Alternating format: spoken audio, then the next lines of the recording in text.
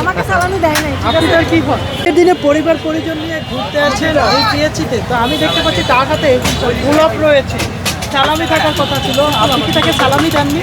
না হ্যাঁ, সালামি তো এটা ভিতরে, সালামি তো বাইরে থাকে। সালামি কি আসলেই পেয়েছেন নাকি উনি এমনি বলছেন? সব থেকে বড় কথা হচ্ছে ফুল পেয়েছি আর কি। ফুলও পেয়েছে নিজেকে? হ্যাঁ, সালামি কত দিয়েছে আপনি? সেটা বলা যাবে না। সালামিটা আসলে মানে একটা সংখ্যায় নির্ধারিত হয় না। সালামির ভিতরে থাকে ভালোবাসা, আত্মীয় স্বজনের ভালোবাসা থাকে, কাছের মানুষের ভালোবাসা থাকে। তাই সালামি কখনোই হচ্ছে সংখ্যায় নির্ধারণ করা যাবে না। ঈদের দিনে এই যে বাসা থেকে বের হয়ে হঠাৎ চা খেতে আসতেন পিএইচিতে, আচ্ছা, আমাদের হচ্ছে আমার ওয়াইফ, আমার হচ্ছে এটাই প্রথম ঈদ। তো আমরা আজকে হচ্ছে একটু ঘুরে ঘাড়ে একটু আনন্দ করে আর কি সময়টা কাটাতে চাই। জীবনে প্রথম ঈদ থেকে কত টাকা সালামি দিলেন প্রথম ঈদ? সে সালামির চাইতে ফুলে বেশি খুশি হয়।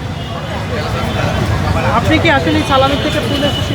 হ্যাঁ, আসলে একবারে সম্পর্কের শুরু থেকেই সবসময় ফুল দিত, আর এখনো যে ফুল দিয়ে যাচ্ছে এই কারণেই সব থেকে বেশি খুশি। আমাকে সালামি দেয় নাই। আপনাদের কি ফল?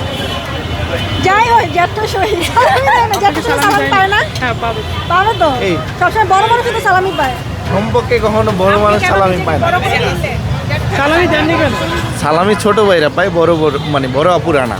বড় আপু আমাকে সালামি দিয়েছে এই যে একটু আগে, এই যে স্পেশাল সালামি। হ্যাঁ, আমাকে সালামি দিছে, কে দিল? এটা আমার বড় আপু দিছে। আর আমি তাকে দেই না আর দিব না, কারণ সে আমার বড় আপু।